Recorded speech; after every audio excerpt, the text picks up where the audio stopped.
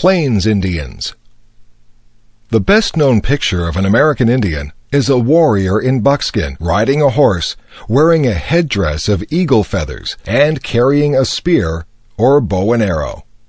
This is a picture of a Plains Indian, and it appears in many Hollywood westerns and on the American 5-cent piece. There were many tribes of Plains Indians, for the Northern American prairies or plains stretch from the northern forest of western Canada down to the states of Oklahoma and Texas in southern USA. It's interesting that our image of the Plains Indian is only true for the last couple hundred years. It was not until the 1600s that Plains Indians began to ride horses. There were no horses in America until Spanish soldiers brought them in the 1500s and 1600s. Some of these horses escaped and ran wild on the prairies of America. It was these wild horses that the Plains Indians learned to tame.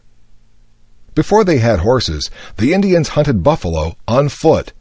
Buffalo were huge bison, or wild cattle, which traveled in very large herds. A big herd might have millions of buffalo. It was difficult to cross the prairie because these animals blocked your way. The Plains Indians had various ways of killing buffalo. Before they had horses, Indian hunters would quietly creep up close to the herd. Then they would fire their arrows together. There was always the danger that the herd would stampede and trample the hunters. Another method was to drive the buffalo over a steep cliff. There are a number of places on the plains where this was done. Once the Plains Indians had horses, they preferred to hunt buffalo on horseback. When the tribe started to use guns, they could kill many buffalo. Artist Paul Kane describes a buffalo hunt in the Red River Valley in 1846. The hunters carried their bullets in their mouths so that they could shoot faster. They could ride right into the herd, shooting at close quarters. They would drop an article of clothes on the slain buffalo to mark it for themselves. Then they would continue the hunt. After the hunt, the Indians would skin the animals, and the women would dry the meat and store it in fat. A single hunt might kill more than 30,000 buffalo. The Plains Indians received nearly everything they needed from the buffalo. Of course, they used buffalo meat for food. They also used the buffalo skins for clothing, blankets, and the covering of their teepees. These teepees were cone-shaped tents, which were easy to put up and take down. The Plains Indians were nomadic and followed the animals they hunted. Since these animals were plentiful, Plains Indians usually led a comfortable life. They developed complex religions and social rituals, as well as specialized societies or clubs. There were also rituals and customs for hunting and warfare. Many Plains Indians fought hard against the settlement of the Great Plains. The American government discouraged the hunting of buffalo because without the buffalo, the Plains Indians would not be able to fight. With the buffalo disappearing, the Plains Indians had to give up fighting and move into government-sponsored reservations. Pocahontas and John Smith. In 1606, King James of England approved the establishment of 2 colonies along the eastern coast of America. The northern colony in Maine lasted only a year. The southern one at Jamestown in Virginia became England's first permanent settlement in America. In 1607, the Virginia Company sent 104 settlers to Virginia. The settlers lived in tents all summer. By September, more than 60 were dead because they lacked good food or water. The leaders of the colony were not energetic and did little to make the settlers find food. One member of the company, Captain John Smith, was determined that the colony would survive. Smith pressured the colonists to build huts, a storehouse, and a church. He made daring trips to Indian villages, demanding that they give the settlers food in return for beads and copper. He threatened settlers who were trying to leave the colony and go back to England. On one of his trips to the interior, Indians attacked John Smith.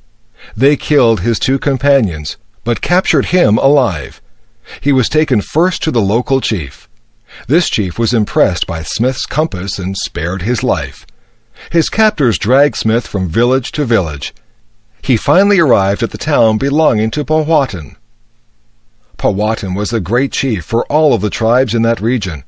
Powhatan and his advisers talked about what to do with Smith. Suddenly, Smith was dragged forward, and his head was pushed against a stone. The warriors raised their clubs to kill Smith. Then Pocahontas, who was Powhatan's 12-year-old daughter, begged for his life.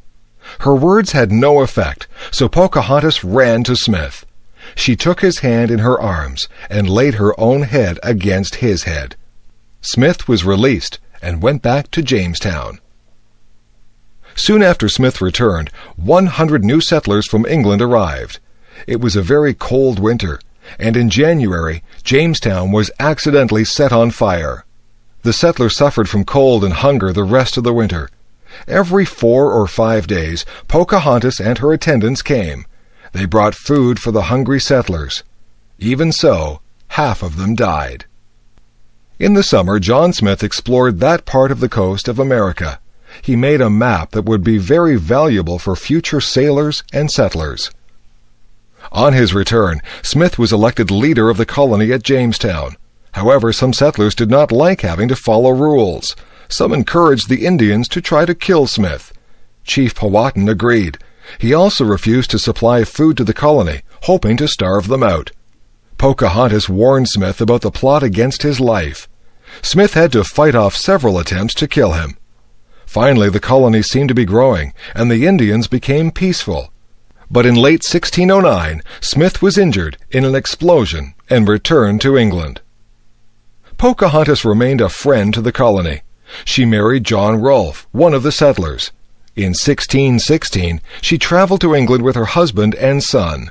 There she saw John Smith once again. She was so surprised to see him that she was unable to speak for several days. Pocahontas had believed that Smith was dead. The following year, she died and was buried in England. Pocahontas's love for Smith and Smith's determination to fight for the colony had saved Jamestown and given the English their first colony in America. Remember the Alamo. The first Europeans in the American Southwest were Spanish explorers and conquerors. They were followed by religious orders that set up missions to Christianize the Indians. One of these missions was San Antonio de Valero. It was founded in 1718 in what is now San Antonio, Texas. Later, the mission structure became known as the Alamo. In 1821, Moses Austin had persuaded the Spanish authorities to give him a charter to settle 200,000 acres in Texas. The elder Austin died shortly after this. 5 weeks later, his son Stephen Austin traveled to San Antonio to have this charter confirmed by the Spanish governor. In 1822, Austin led 150 settlers into Texas. When Austin learned afterwards that Mexico was now independent of Spain, he journeyed to Mexico City to have his charter reconfirmed. The Mexicans appointed Austin regional administrator for his colony. Texas grew rapidly. Cotton farming and cattle ranching were profitable and attracted American settlers. By 1830, there were 16,000 Americans in Texas, 4 times the Spanish-Mexican population. Sam Houston had been a successful soldier and politician. He was a friend and supporter of President Andrew Jackson. However, personal problems and political difficulties led him to leave the USA for Texas. Meanwhile, the struggle for control of Mexico had been won in 1833 by Santa Anna. However, the independent thinking of the Texans infuriated Santa Anna. He had Stephen Austin thrown in jail and sent an army into Texas. Austin was released from jail in time to organize the defense of Texas. The Mexican army was besieged inside the Alamo, and after fierce fighting, surrendered. The Mexicans were allowed to go home. Sam Houston was now elected the state's supreme commander. Not long after this, Santa Anna approached Texas with an army of 6,000 men. Houston decided not to meet Santa Anna in open battle, but to wait for an advantage. He sent frontiersman Jim Bowie to the Alamo. Bowie's orders were to leave San Antonio and destroy the Alamo. When Bowie arrived, however, Texas volunteers were preparing the Alamo for a siege. Bowie and his men pitched in to help. Other volunteers came. The fiery William Travis arrived with 25 men. Then the famous frontiersman, Davy Crockett, came with a dozen Tennessee sharpshooters. When Santa Anna attacked, there were 183 Americans inside the fort. Santa Anna brought up cannon to bombard the Alamo. As the walls began to crumble, 4,000 Mexicans attacked from all four sides. The Mexicans overcame all resistance because of their large numbers, but they suffered very heavy losses. All the American defenders were killed.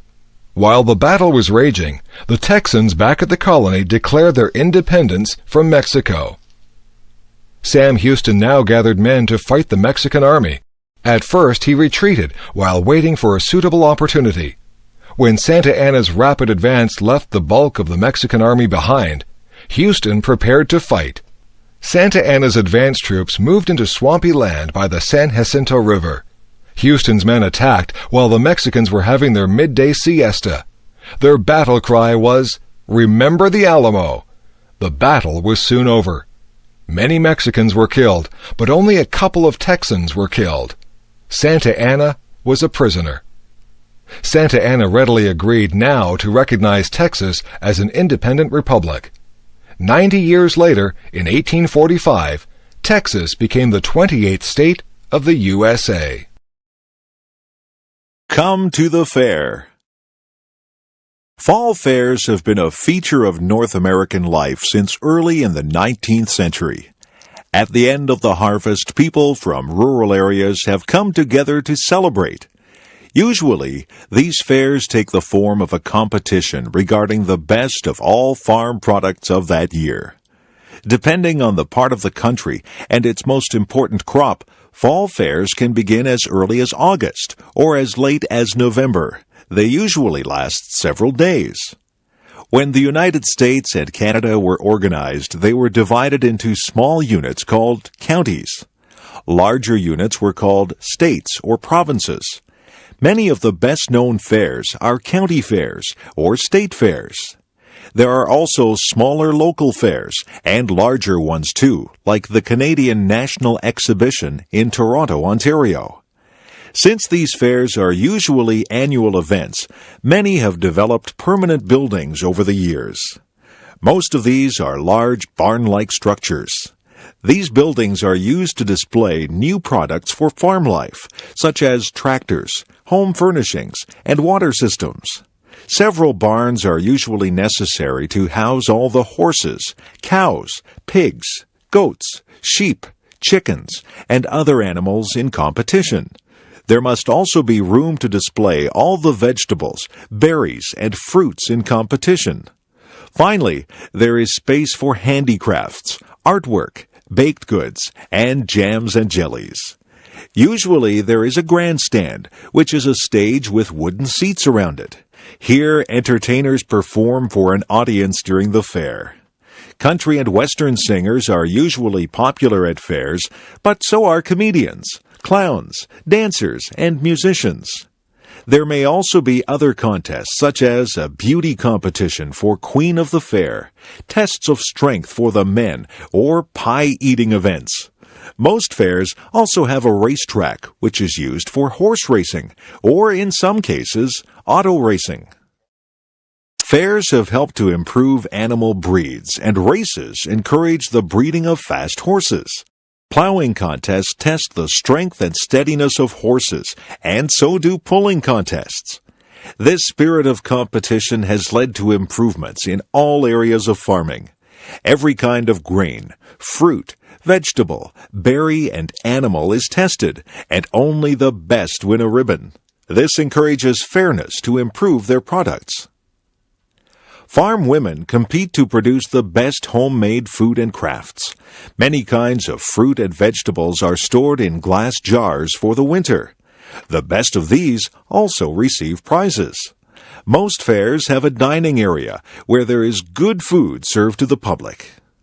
The goal of improving farming is sponsored by the governments of Canada and the USA.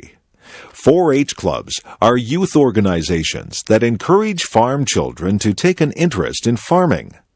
4-H clubs aim at improving the heads, hearts, hands, and health of their members.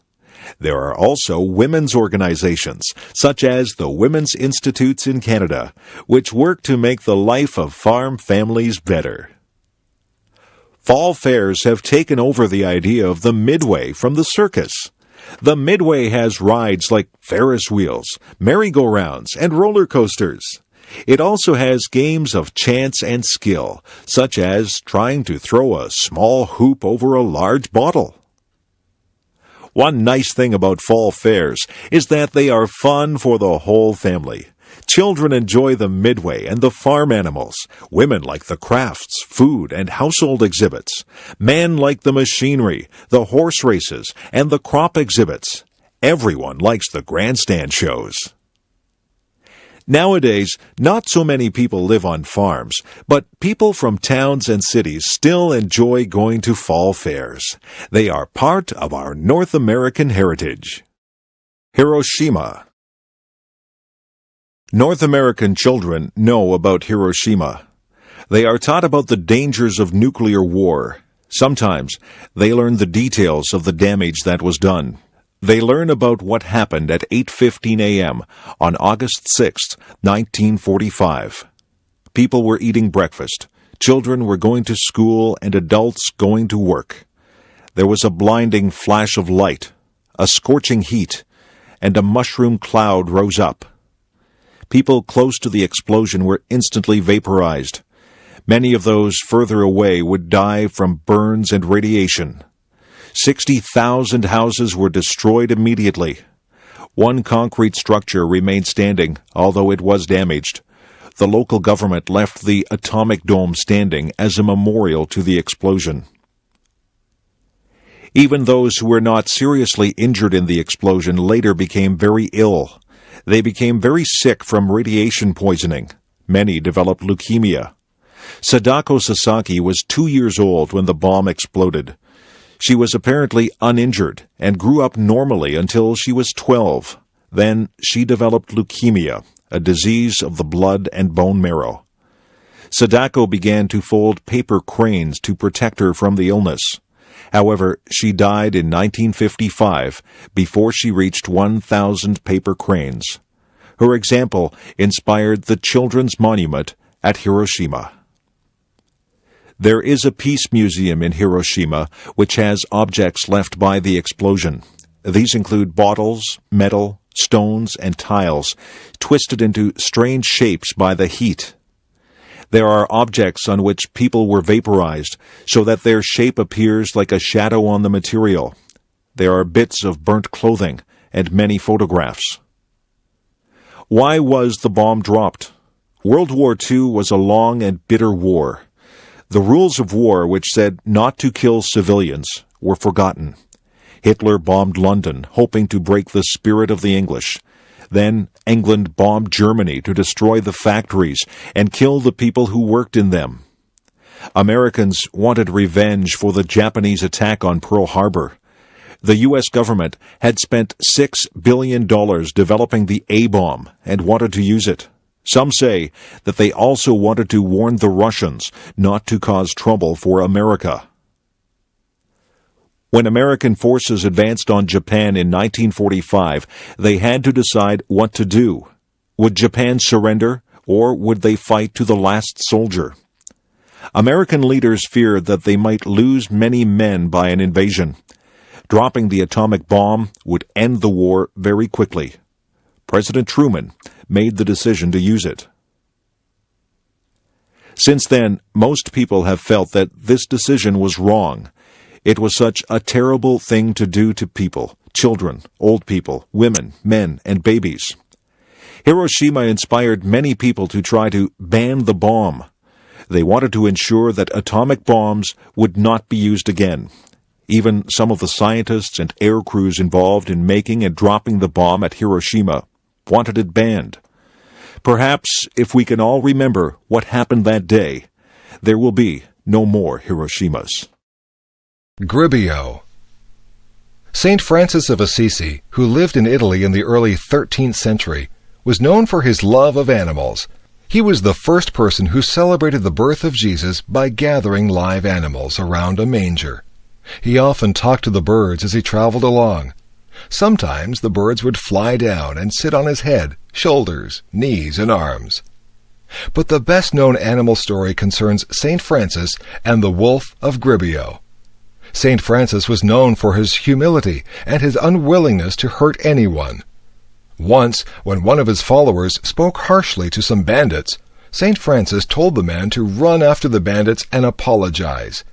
In the same way, St. Francis thought of animals as his brothers and sisters. Once when he was warned about some dangerous wolves, he replied that he had never harmed Brother Wolf and didn't expect the wolf to harm him. While St. Francis was staying in the hill town of Gribio, he heard about a large, fierce wolf. The townspeople were terrified of this wolf and had eaten both domestic animals and humans. St. Francis decided to help the people and went out to talk to the wolf. The people watched in horror as the wolf came running to attack St. Francis. But the saint made the sign of the cross. Then he said to the wolf that, in the name of Jesus, it should stop hurting people. The wolf then lay down at St. Francis's feet.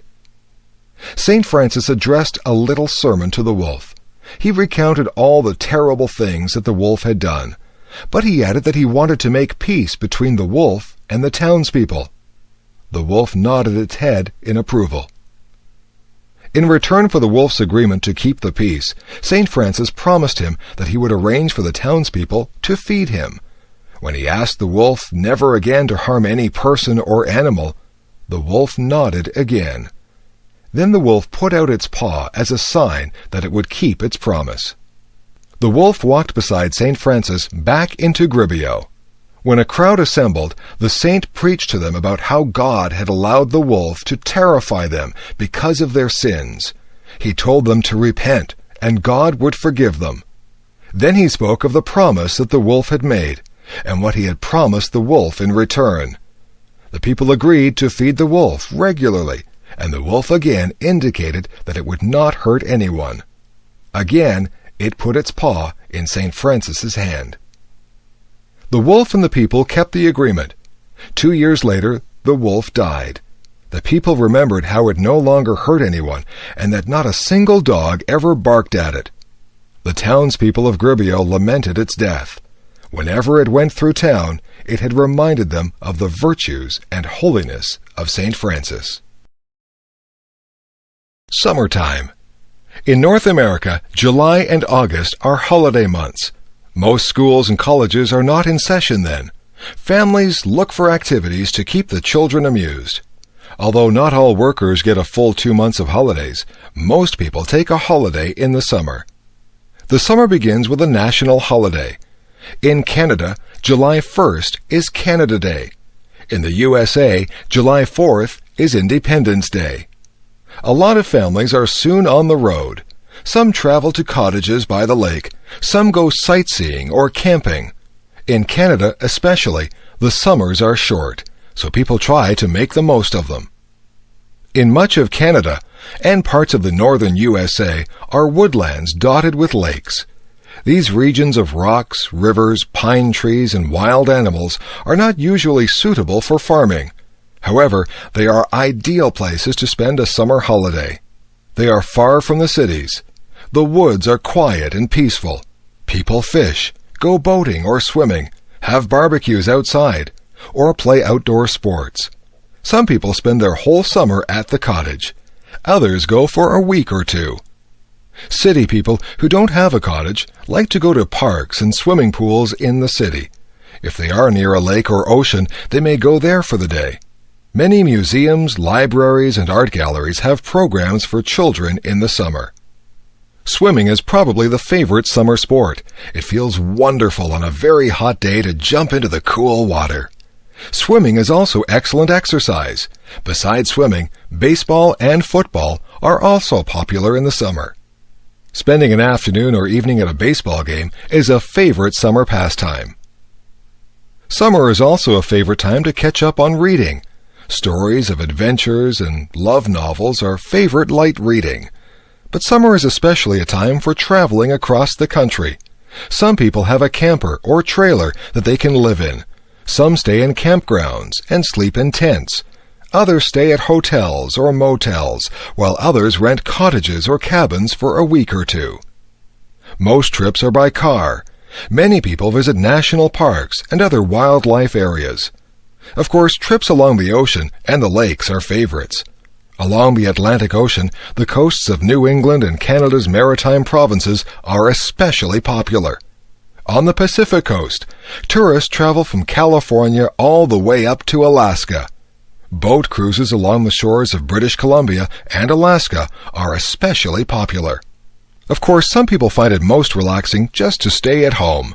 Others cannot afford to travel. If you have an air-conditioned house with a television, video player, CD player, and computer, then it can be very pleasant to stay at home. A lot of new movies are released at the theaters in the summer. Air-conditioned theaters with new movies and lots of pop and popcorn are favorite summer places. After 2 months of summer activities, most people are ready to go back to school and work, but they usually have lots of happy memories to take back with them. Telephone systems. When Alexander Graham Bell developed the telephone in the 1870s, it was fairly simple to use. You talked into the mouthpiece and then held it to your ear to listen. For a century or so, using the telephone meant either contacting the operator to dial a number or dialing yourself. After that, all you had to do was talk or listen. Nowadays, the telephone has become a very complex instrument. It rivals the computer as to the number of possible uses.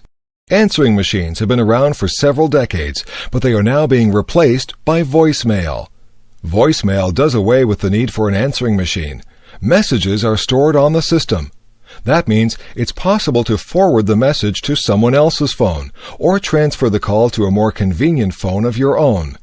You can also use call pickup, so that anyone on your group can answer another's phone. Conference calls have become very common. This is when one person phones first one person, then another, and keeps adding people to the telephone conversation. This can regularly be done with up to 6 people. It is very useful for business discussions, where different people need to talk about the same thing. It also speeds up the process of consensus, and allows everybody to be in on the decision or discussion. The modern phone has many more features. If you don't want the caller to know what is being said in your office, you can push the mute button.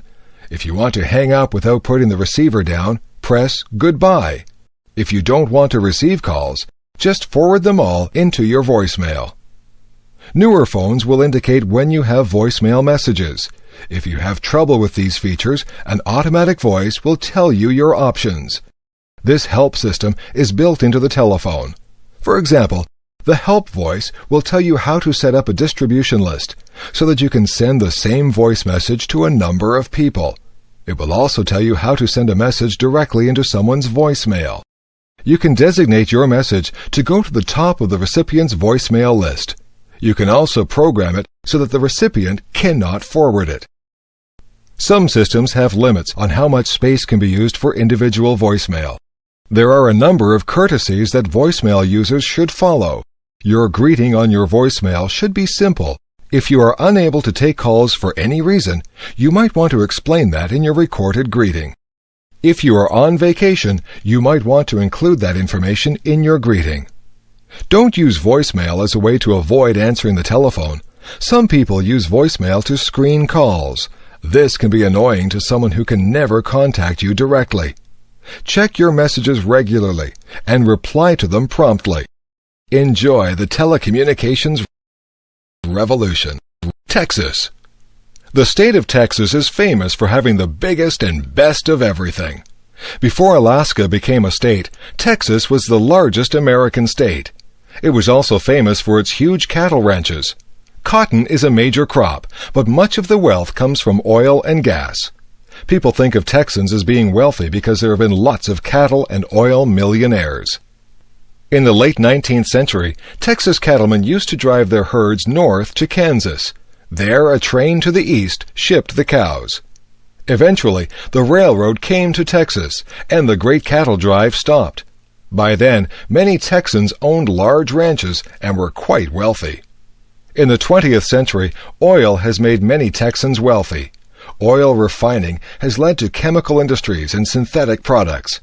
Most Texans now live in cities. Many oil companies have their headquarters in Dallas. Other large manufacturing cities are Houston, Corpus Christi, Fort Worth, and Austin, which is the capital of Texas. Several cities such as San Antonio and El Paso have a strong Spanish influence. This dates back to the first Spanish visitors in the 16th century. The old mission at San Antonio is famous as the Alamo, where an important battle for Texas independence was fought. Texas is a huge area with mountains, deserts, prairies, rivers, and islands. The rugged beauty of its grasslands and deserts attracts many tourists. For a state that is mostly dry, Texas has a remarkable variety of wildflowers in the spring. Its animals and birds differ from other parts of the USA. Texas has the armored insect eater, the armadillo, the swift-running bird, the roadrunner, prairie dogs, jackrabbits, kangaroo rats, wild pigs, horned lizards, and 100 species of snakes. As might be expected also, it has many beautiful kinds of cacti and other desert plants. At its largest, Texas is more than 600 miles wide by 600 miles long. Such a large area develops a distinct culture of its own, and Texans are widely recognized by their accent and manner of speaking, their attitudes and interests, and their sense of independence and self-reliance. Texas is also known for its beautiful women, who regularly win national beauty contests. Its men have a reputation for being rugged, for not talking more than they have to, and for being straightforward and honest. Although many people think of cowboys and Indians when they think of Texas, it is a center for high-tech industries. The American Space Program has its headquarters in Houston, and Mission Control Center is there. Texas is also an important manufacturer of computers and other high-tech products. Oil production is still important in Texas, but it ranks third as a source of revenue behind manufacturing and tourism. The colorful history of Texas and its wonderful scenery contribute to a thriving tourist industry. Texas is also an important business and financial area. Yes, even though times have changed, Texans proudly maintain that their state still has the biggest and best of everything. Niagara Falls. Niagara Falls is one of the world's leading tourist attractions. Millions of people around the world visit here each year. Summers at the falls are especially busy, with traffic jams and parking problems. However, the falls are beautiful in winter too. Many have asked why people travel so far to see water falling over a cliff. The size and beauty of Niagara Falls help to make it special. While many falls are higher than Niagara, very few are as wide or have such a volume of water. It also helps that Niagara is relatively easy to travel to. When the first Europeans came to Niagara, the falls were surrounded by forest. The noise of the falls could be heard miles away before they were actually seen. The first visitors were filled with horror at the sight. Later, fear ceased to be the main emotion inspired by the falls. Later, visitors were impressed by the beauty and grandeur of the falls, which overwhelmed them with wonder. By the 1830s, people were able to come to the falls by railway. As more and more people came, the tourist industry developed. Early tourism was not well regulated, and there were many complaints about cheats and swindles. Today, there are similar complaints about tourist junk and high prices. The majority of tourists stay on the Canadian side. There are two falls separated by an island. Since the Niagara River forms the boundary here between Canada and the United States, each country has one of the falls. The Canadian Horseshoe Falls is wider and more impressive than the American Rainbow Falls. About 9 times more water goes over the Canadian falls. Nonetheless, there is much to be seen on the American side. The island in the middle, Goat Island, is one of the best places to view the falls and rapids. It is on the American side. Newly married couples began coming to Niagara Falls when it was still a secluded, peaceful, and romantic spot. It is still popular with newlyweds as a relatively inexpensive and convenient place to spend their honeymoon. Besides being beautiful, Niagara Falls is also very useful. Their falling water is the power behind several of the largest hydroelectric stations in the world. Much of the electric power used in this part of North America comes from Niagara Falls. In order to harness this power, half of the flow of water is channeled away from the falls during the night and during the non-tourist season. Probably most visitors don't notice the difference. Niagara has attracted many kinds of people over the years.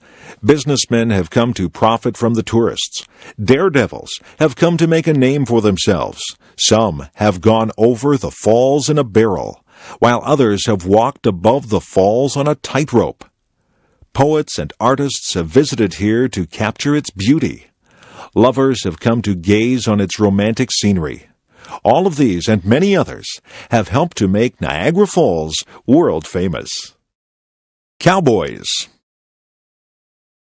The golden age of the American cowboy was short-lived. It began in the 1860s with the great cattle drives from Texas north to Kansas. By 1890, when railroads had reached remote areas, there was no more need for large-scale cattle drives. Of course, cowboys have a history before 1860.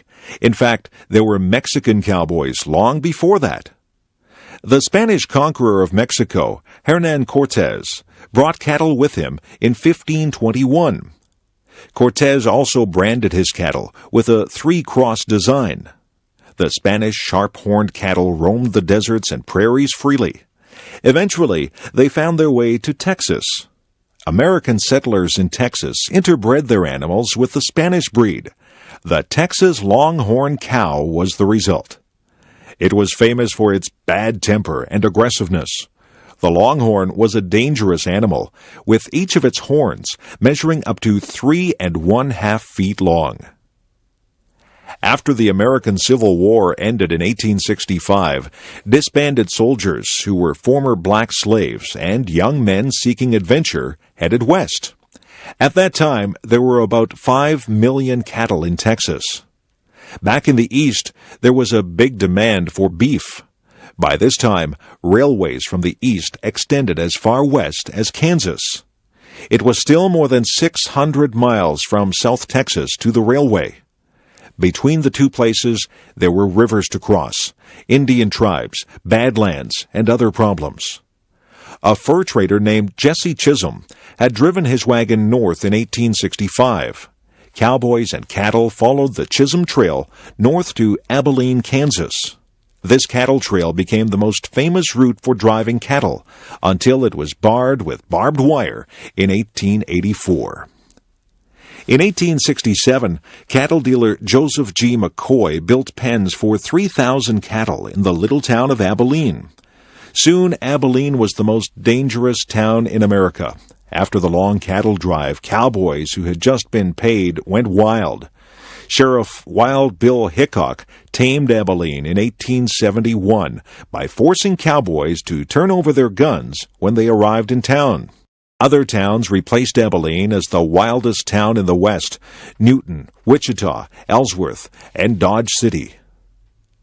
In Kansas, a herd of 3,000 Texas Longhorns might sell for $100,000, making the rancher rich.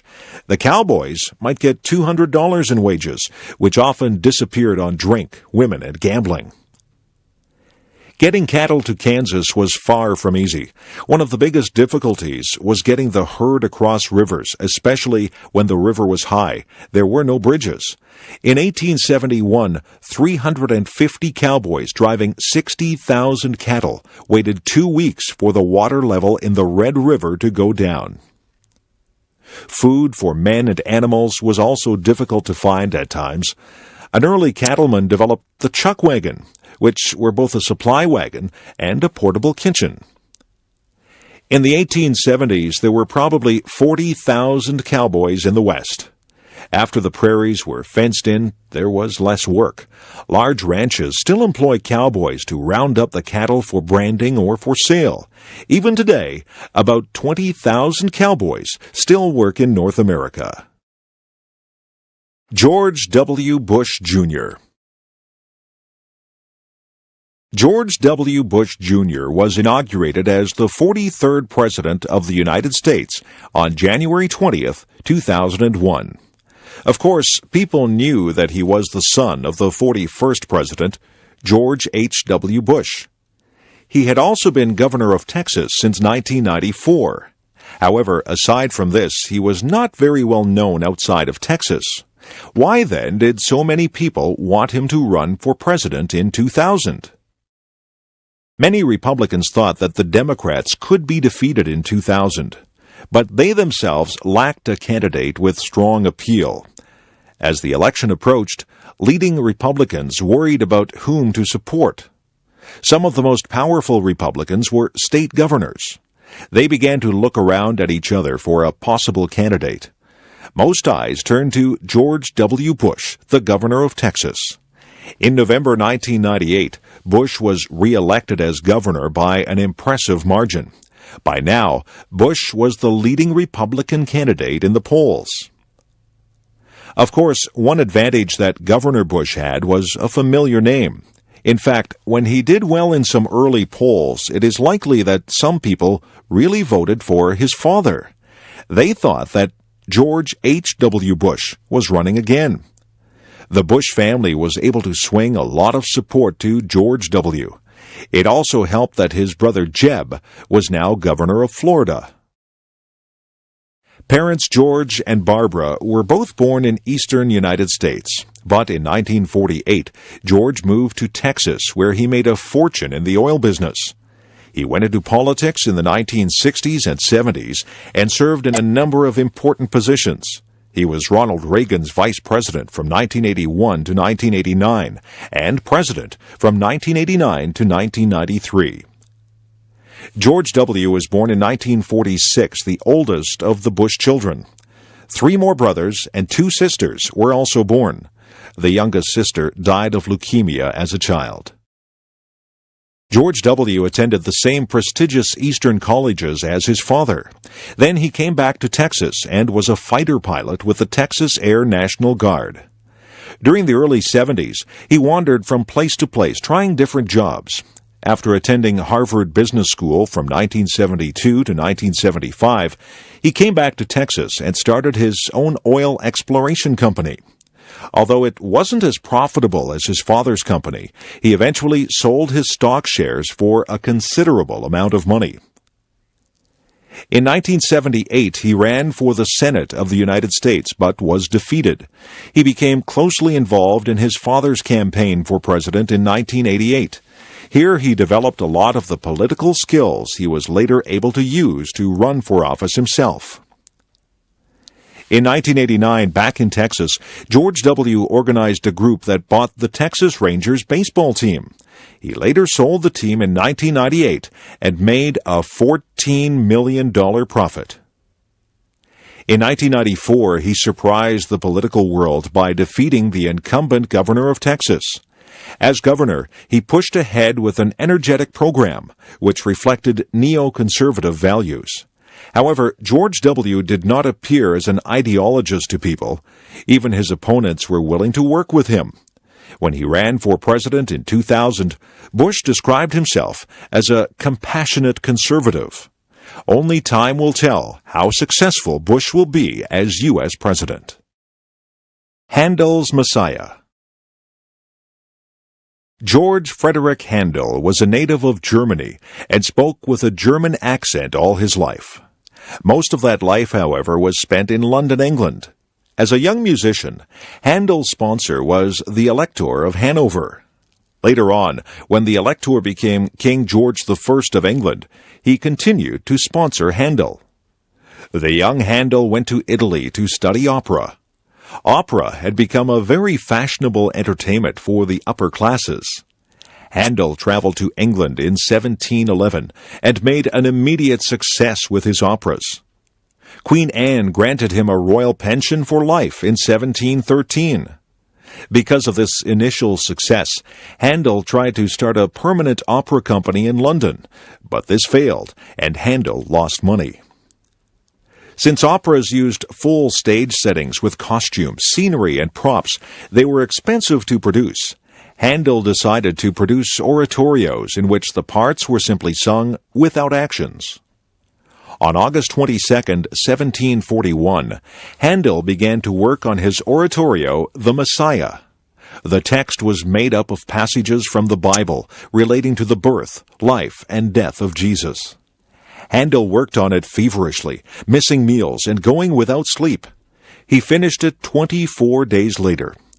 When he was asked how he felt on completing it, Handel said, "I thought I saw all heaven before me, and the great God himself." In the fall of 1741, Handel received an invitation from the Lord Lieutenant of Ireland to present operas and concerts there. Handel traveled from London to Dublin with his entire luggage and many of his singers. However, in order to rehearse on the way, he had to hire local people to fill in. Once, the composer soundly criticized one local singer who failed to meet his standards. Handel was warmly received in Dublin, where his concerts were sold out. Even his rehearsals were considered newsworthy by the local papers. The Messiah was first publicly performed on April 13, 1742. 700 people squeezed into a 600-seat theater to hear it. A notice had requested that ladies attend in hoopless skirts, and that gentlemen come without their swords. A Dublin paper reported, "Words are wanting to express the exquisite delight it afforded to the admiring crowded audience." All proceeds were donated to charity, as the church choirs had refused to participate except on those conditions.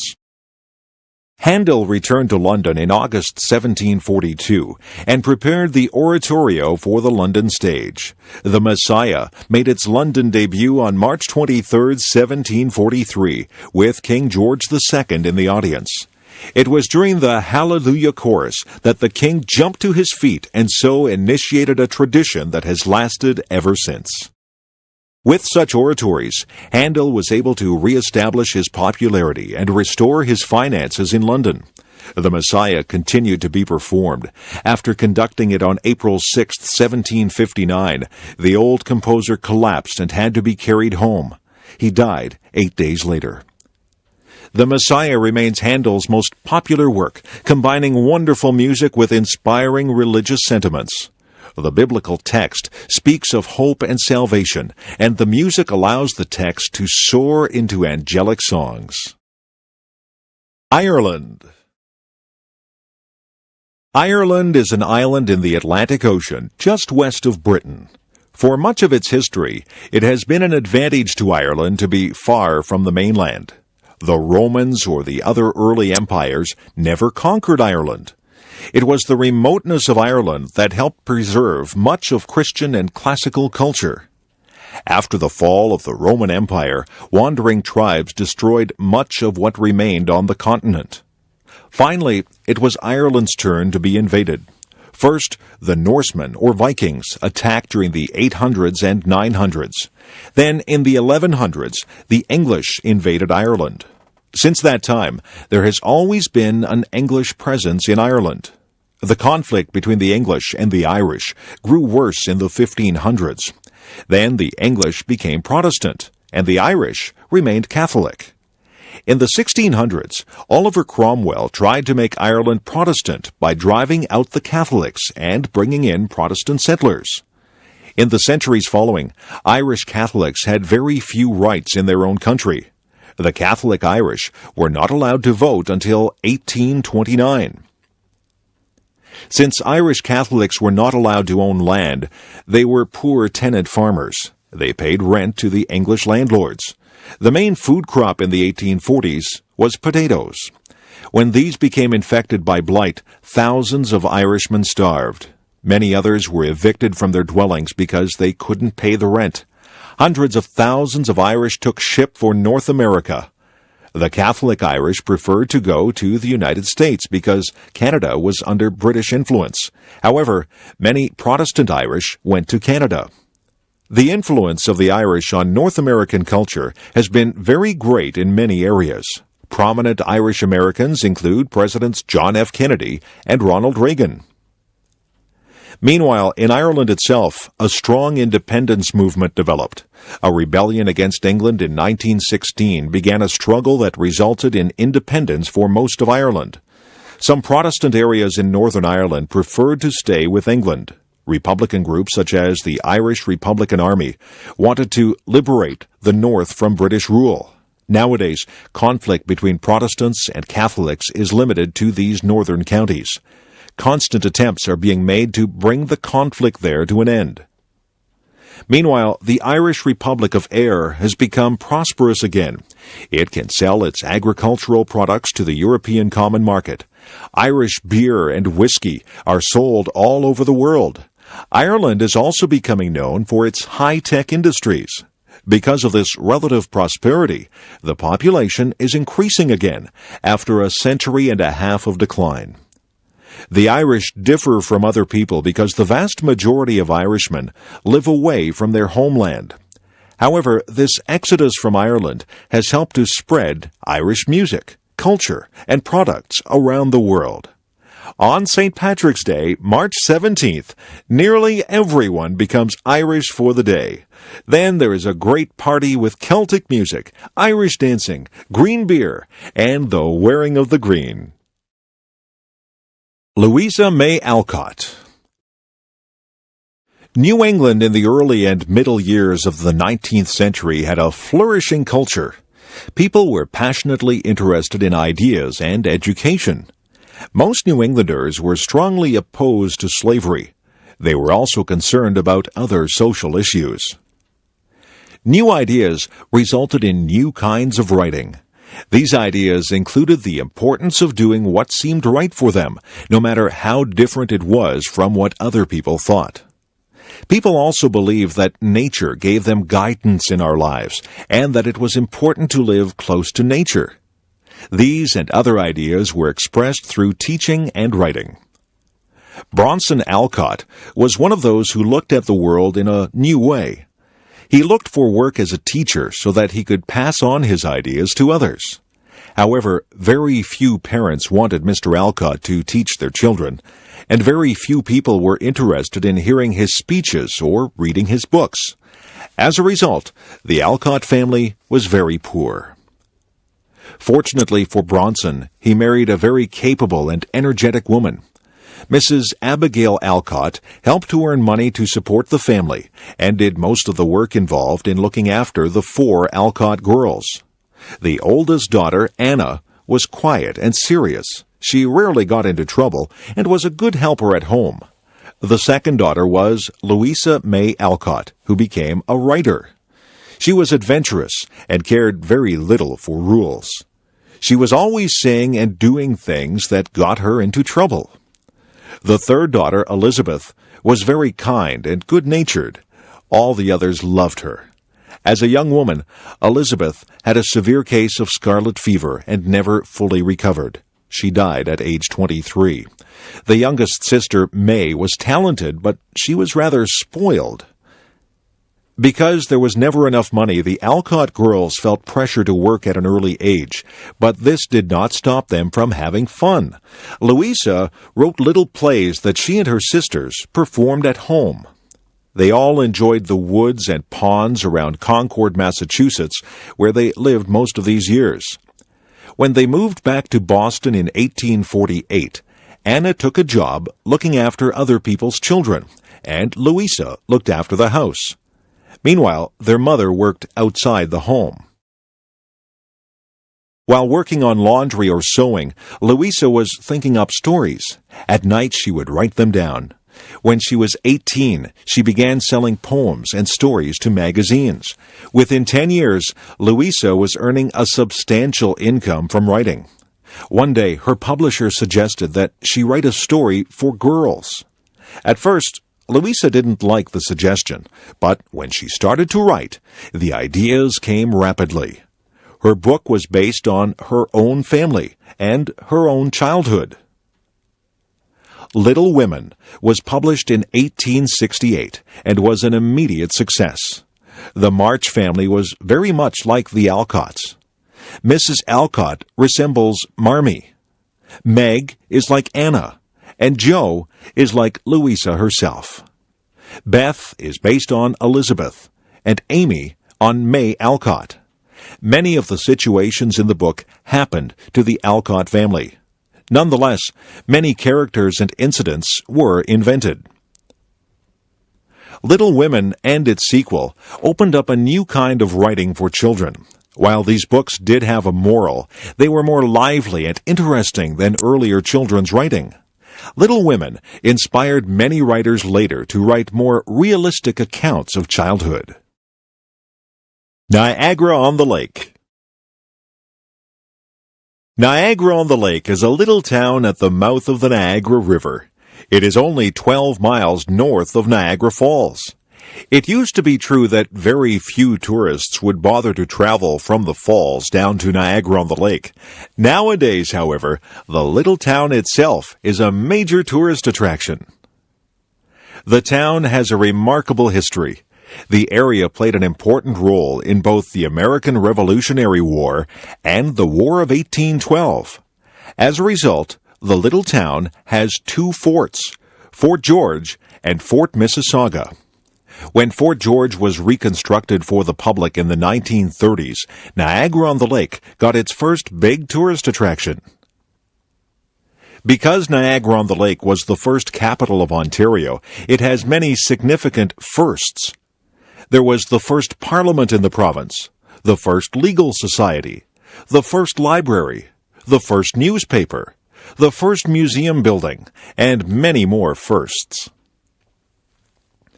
Besides its history, the town, which is bordered by Lake Ontario and the Niagara River, has beautiful scenery. On a summer's day, visitors can watch the sailboats going out the river to the lake. On the land side, Niagara is part of the fruit belt of Ontario. Peaches, pears, apples, cherries, and strawberries grow here in abundance. There are also long rows of vines, and winemaking has recently become a major industry. The mild, humid climate allows plants to flourish. The trees, especially the oaks, grow to remarkable heights. Flowering trees and shrubs perfume the air in the spring. Gardens are often spectacular for much of the year. Because of this, Niagara-on-the-Lake attracts many painters and photographers. Many of the private homes also have a long history, and great care is taken to keep them looking their best. The biggest single attraction is the Shaw Festival Theatre.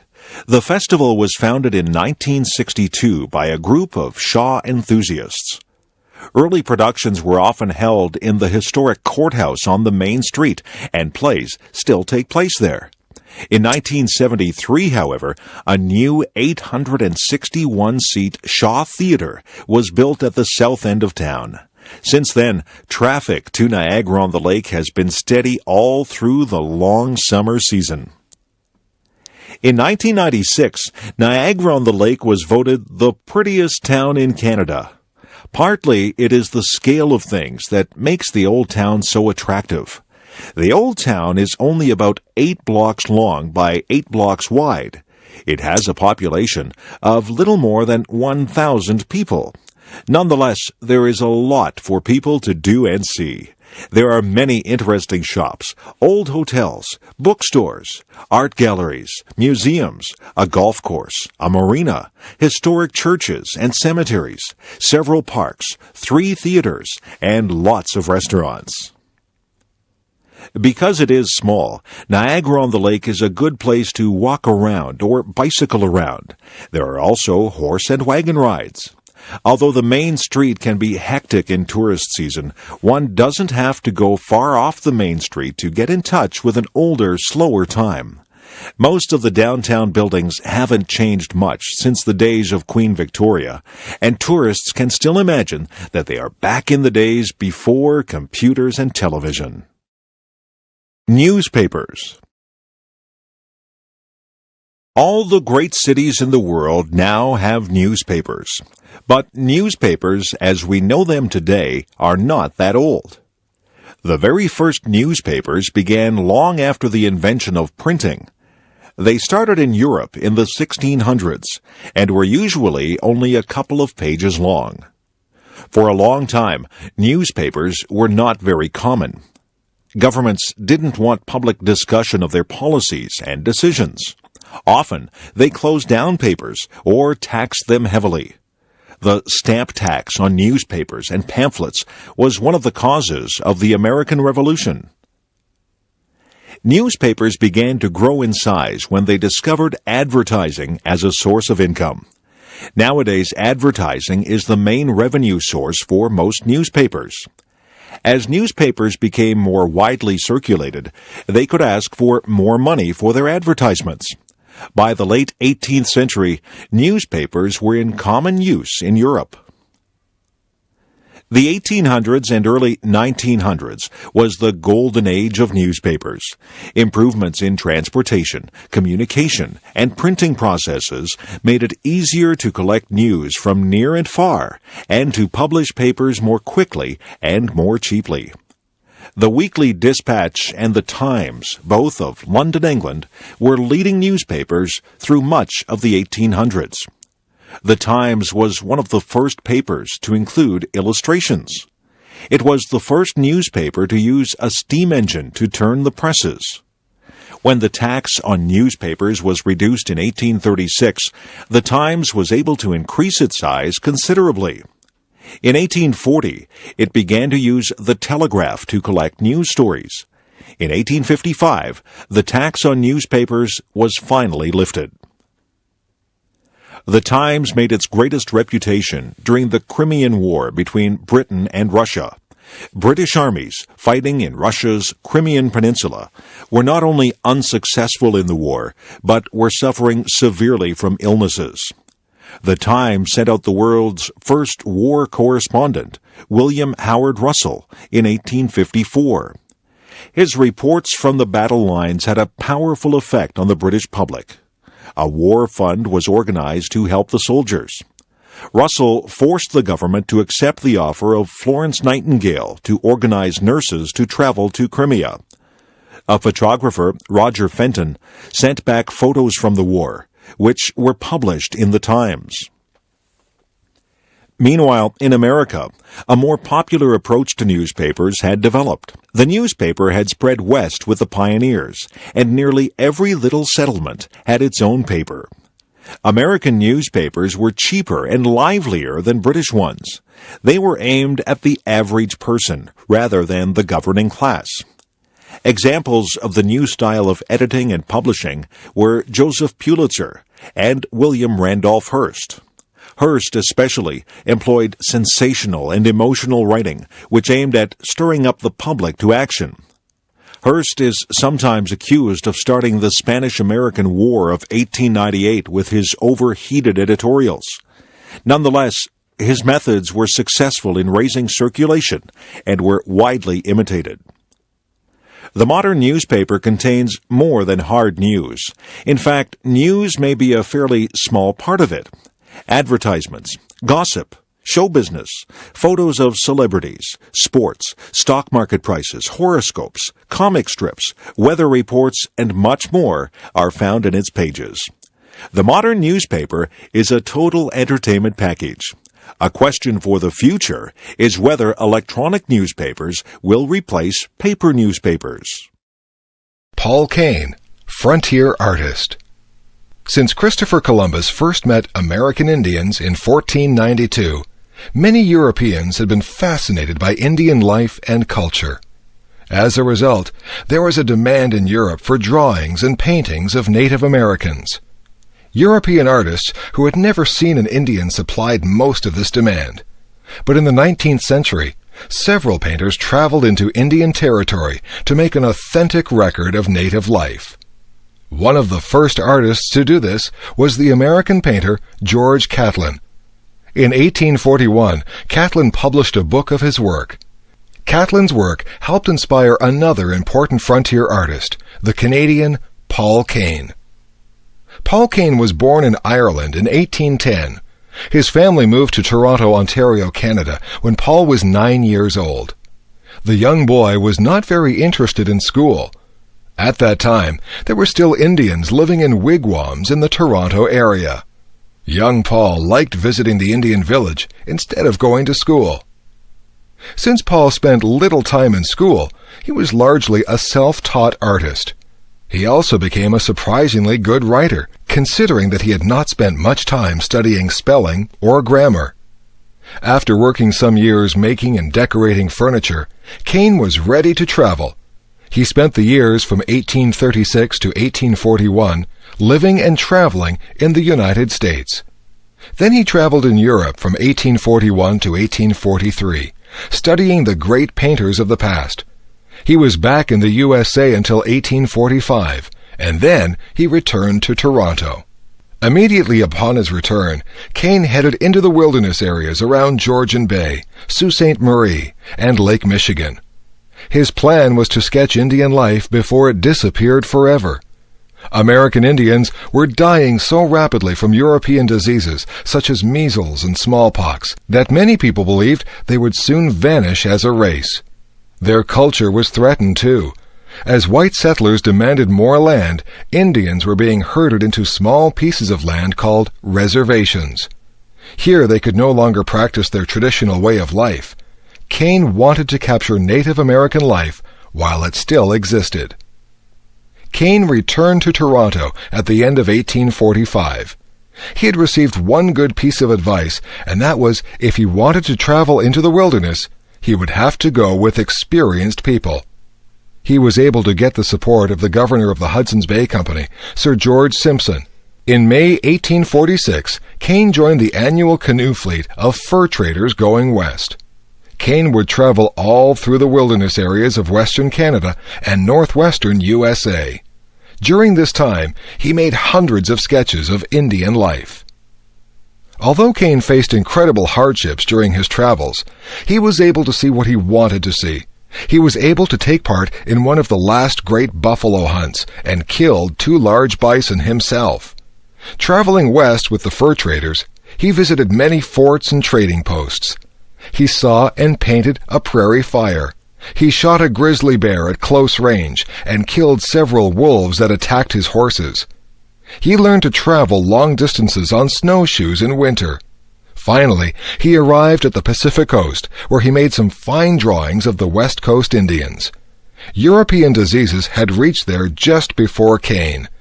1,500 Indians had died near Fort Vancouver in the summer of 1848.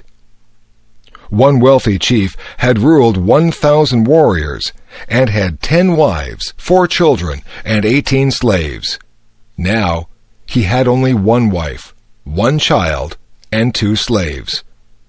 Kane had not come too soon. However, there were tribes still unaffected by Western culture and Western diseases. Kane also traveled widely around the Columbia River in northwestern USA. Everywhere he went, he sketched Indian chiefs and scenes of native life. On his return trip, he encountered a large war party of 1,500 braves on the warpath against their traditional enemies. He was able to sketch the leading chief, Big Snake, who was later killed in single combat during the battle. When he arrived back in Toronto, Kane gave an exhibit of his sketches and watercolors. Most of the rest of his life was spent turning these drawings into finished paintings.